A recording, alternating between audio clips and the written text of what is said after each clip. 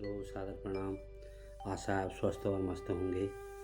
जैसा कि हम श्रीमद् भगवद गीता के कुछ अध्यायों का श्रवण और मनन कर रहे हैं, जिनमें आज अध्याय 2 के प्रथम सोपान का हम श्रवण और मनन करेंगे। अथ द्वितीयोऽध्यायः। संजय उवाच तं तथा कृपयाविष्टं शृण्वा पूर्णाकुलेक्षणं विषिदन्तमिदं वाक्यं वाच मधुसूदनः। संजय बोले, उस प्रकार करुणा से व्याप्त और आंसुओं से पूर्ण तथा व्याकुल नेत्रों वाले शोकयुक्त उस अर्जुन के प्रति भगवान मधुसूदन ने यह वचन कहा, क्योंकि अर्जुन शोकाकुल हैं, बहुत दुखी हैं और अपने ही परिवार से, अपने गुरुजनों से युद्ध करना है, इस बात को लेकर के उनके मन में अनिश्चितता बनी हुई है, जो संभव भी है, क्योंकि कोई भी व्यक्ति अपने परिवारजनों से युद्ध करना नहीं चाहता है। लेकिन श्री भगवान वाच, भगवान श्री कृष्ण कहते हैं, कुतस्त्वाकस्मलं निदं विषमे समुपस्थितम् अनार्यजुष्टं स्वर्ग्यं कीर्तिकर अर्जुन। श्री भगवान बोले, हे अर्जुन, तुझे इस असमय में यह मोह किस कारण से प्राप्त हुआ? अब तो समय ही नहीं रहा शोक करने का, क्योंकि आमने सामने की बात है, न्याय की बात है, क्योंकि न तो यह श्रेष्ठ पुरुषों द्वारा आचरित है, न स्वर्ग को देने वाला और न कीर्ति को करने वाला है, जिस प्रकार का शोक तेरे मन में अब उत्पन्न हो रहा है। कैलव्यम मा समगम पार्थ न तत्पद्यते क्षुद्रम हृदय द्रौबल्यम त्यक्तो तिष्ठ परंतप। इसलिए श्री कृष्ण भगवान कह रहे हैं कि हे अर्जुन, नपुंसकता को मत प्राप्त हो, नपुंसकता वाली बात को मत करो। तुझे यह उचित नहीं जान पड़ता है कि तेरे लिए यह सही नहीं है। तू वीर है, तू महावीर है, तू युद्ध के लिए तैयार हो। हे परंतप, हृदय की तुच्छ दुर्बलता को त्याग कर युद्ध के लिए खड़ा हो जा। अर्जुन उवाच कथं भीष्महं संख्ये द्रोणं च मधुसूदन इखुभिः प्रत्योत्सामि पूजाहार वरिसूदन। अर्जुन बोले, हे मधुसूदन, मैं रणभूमि में किस प्रकार बाणों से भीष्म पितामह और द्रोणाचार्य के विरुद्ध लड़ूंगा, क्योंकि हे हरिसूदन, वे दोनों ही पूजनीय हैं। गुरुन् हत्वा हि महानुभावा श्रेयो भोक्तुं वैक्ष्यमपीं लोके हत्वार्थकामास्तु गुरुन् हि वै भुञ्जीय भोगान् रुधिर प्रतिगदान्। इसलिए इन महानुभाव गुरुजनों को न मारकर मैं इस लोक में भिक्षा का अन्न भी खाना कल्याणकारक समझता हूँ, अर्थात मैं भिक्षा मांग करके खा लूँगा, लेकिन गुरुजनों का वध नहीं करूँगा, क्योंकि गुरुजनों को मारकर भी इस लोक में रुधिर से सने हुए अर्थ और कामरूप भोगों को ही तो भोगूंगा, अर्थात बदनामी ही होगी, पाप होगा। न चैद्विद्धं कतरन्नो गरियो यदा जयेयं यदि वा न जयेयुः यानेव हत्वा न जिजीविषां स्तेव स्थिता परमुखे धाष्टराष्ट्रा। हम यह भी नहीं जानते कि हमारे लिए युद्ध करना और न करना, इन दोनों में कौन श्रेष्ठ है, अर्थात युद्ध करना चाहिए अपनों के साथ या नहीं करना चाहिए, हम यह भी अब निर्णय नहीं कर पा रहे हैं। अतः हम यह भी नहीं जानते कि हमें जीतेंगे या हम उनको जीतेंगे, और जिनको मारकर हम जीना भी नहीं चाहते, वही हमारे आत्मीय धृतराष्ट्र के पुत्र हमारे मुकाबले में खड़े हैं। आज ऐसा ही कलयुग में हो रहा है, अपने ही लोग आमने सामने हो जा रहे हैं। कितनी जो है समस्याएं और कितना समाचार जो है हमें समाचार पत्रों से प्राप्त हो रहा है। कार्पण्य दोषोपहत स्वभावः प्रक्ष्यामि त्वां धर्म सम्मूढ़चेता यश्रेयसानिश्चितं ब्रूहि तन्मे शिष्यस्तेऽहं साधिमा त्वां प्रपन्नम्। इसलिए कायरता रूप दोषों से उपहृत हुए, स्वभाव वाला तथा धर्म के विषय में मोहित चित हुआ मैं आपसे पूछता हूँ कि जो साधन निश्चित कल्याणकारक हो वह मेरे लिए कहिए। ऐसा अर्जुन श्री कृष्ण भगवान से कह रहे हैं, क्योंकि मैं आपका शिष्य हूँ, इसलिए आपके शरण हुए मुझको शिक्षा दीजिए कि मेरे लिए उचित क्या होगा। नहीं प्रक्ष्यामि पावनुद्या दशोकम मोक्षोक्षणमिंद्रियाणाम अवाप्य भूमाप स्वपत्नमृदम राज्यम सुराणामविचाधिपत्यम।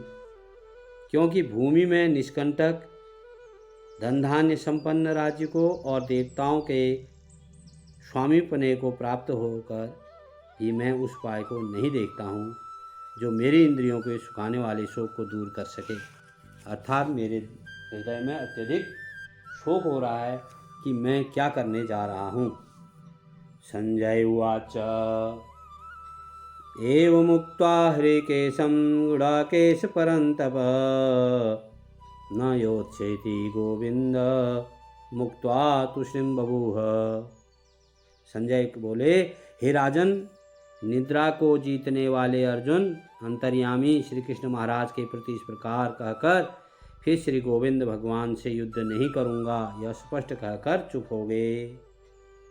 तमुवाच हृकेश प्रसन्निव भारत सेनयोरुभयोर्मध्ये विशन्तमिदं वचः।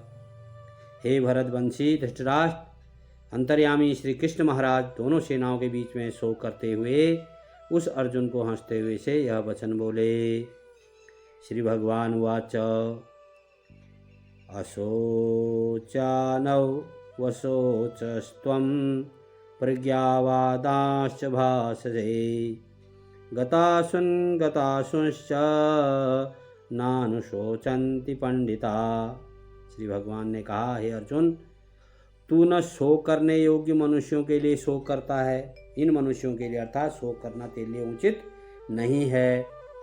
और पंडितों के ऐसे वचनों को तू कहता है, परंतु जिनके प्राण चले गए हैं उनके लिए और जिनके प्राण नहीं गए उनके लिए भी विद्वान लोग शोक नहीं करते, क्योंकि जो पृथ्वी पर आया है वह सब अनित्य है, उन सब का नाश होना है ही। न त्वेवाहं जातु नाशं न त्वं नेमे जनाधिपा न चैव न भविष्याम सर्वे वयमतः परम।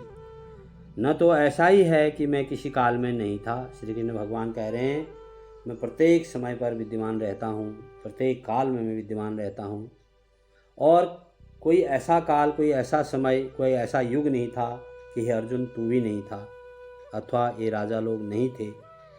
नहीं ऐसा है कि हम सब आगे नहीं रहेंगे, अर्थात हम हमेशा विद्यमान रहेंगे, क्योंकि आत्मा अजर अमर है। हम सब लोग कहीं न कहीं हमेशा विद्यमान रहते हैं।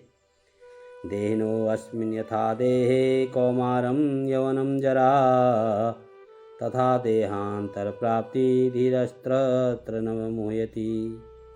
जैसे जीवात्मा की इस देह में बालकपन आता है, फिर जवानी आती है, फिर वृद्धावस्था आता है, वैसे ही हमारे को अलग अलग प्रकार से शरीर प्राप्त होता रहता है। जैसे बालकपन का हमारा शरीर अलग है, जवानी में हमारा शरीर मन मस्तिष्क अलग होता है, वृद्धावस्था का शरीर और मन मस्तिष्क हमारा अभी अलग है।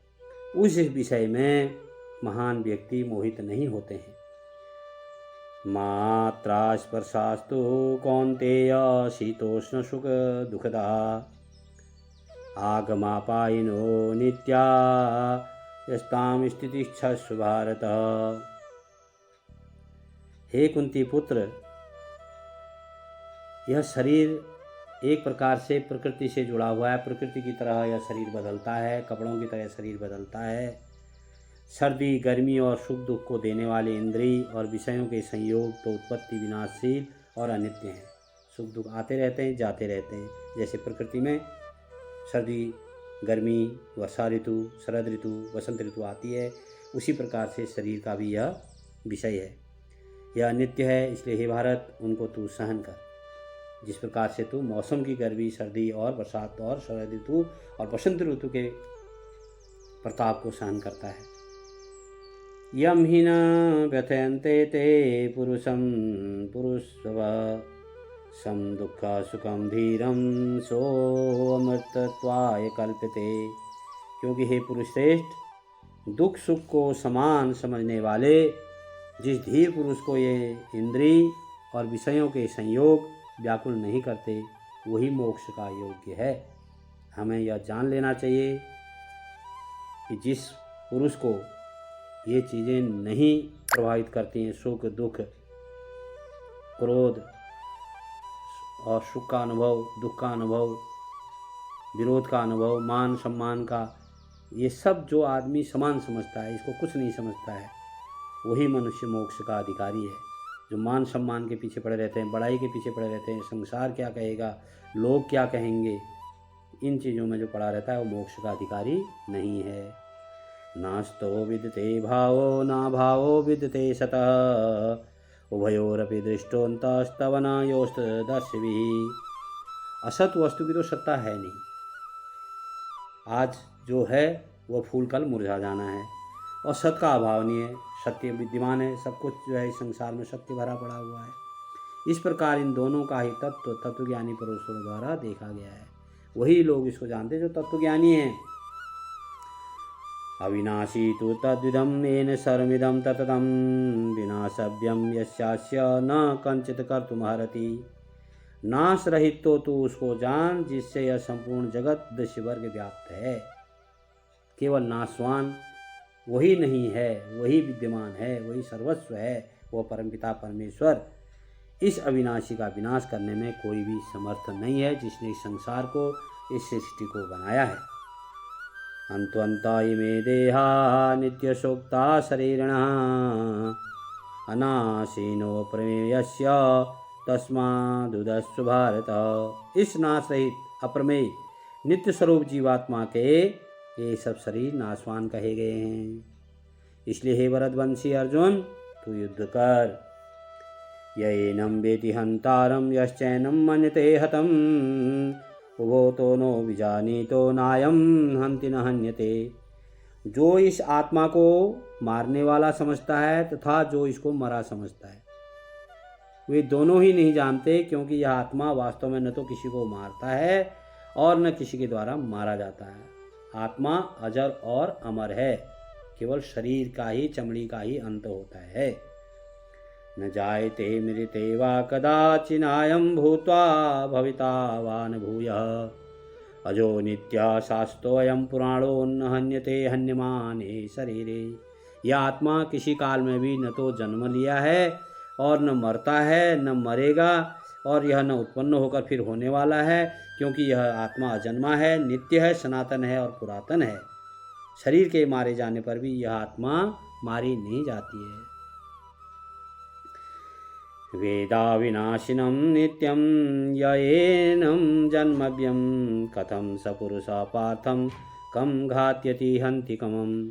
हे पार्थ पुत्र अर्जुन, जो पुरुष इस आत्मा को नाश रहित, नित्य, अजन्मा और अव्यय जानता है, वह पुरुष कैसे किसको मरवाता है और कैसे किसको मारता है। वासांसि जीर्णानि यथा विहाय नवानि गृह्णाति नरोपराणि तथा शरीराणि विहाय जीर्णा नयनानि संयाति नवानि देहि। यह शरीर का अंत कैसे होता है? जैसे मनुष्य पुराने वस्त्रों को त्याग कर, जब पुराने वस्त्र हमारे कपड़े फट जाते हैं तो हम उनको बदल लेते हैं, उसी प्रकार जीवात्मा पुराने शरीर को त्याग कर दूसरे नए शरीर को धारण कर लेता है। अर्थात वह जीवात्मा नए शरीर में, वह आत्मा नए शरीर में परिवर्तित हो जाती है। नैनं छिद्यन्ति शस्त्राणि नैनं दहति पावकः न चैनं क्लेदन्तापो न शोष्यति मारुतः। अतः इस आत्मा को शस्त्र नहीं काट सकते और न इसको आग जला सकती है और न इसको जल गला सकता है और न ही इसे वह वायु सुखा सकता है। परम मित्रों, आज यहीं तक श्रवण मनन करेंगे। यदि आपको अच्छा लगता हो तो इस श्रवण मनन से तो आप लाइक, सब्सक्राइब और शेयर अवश्य करें। Thank you.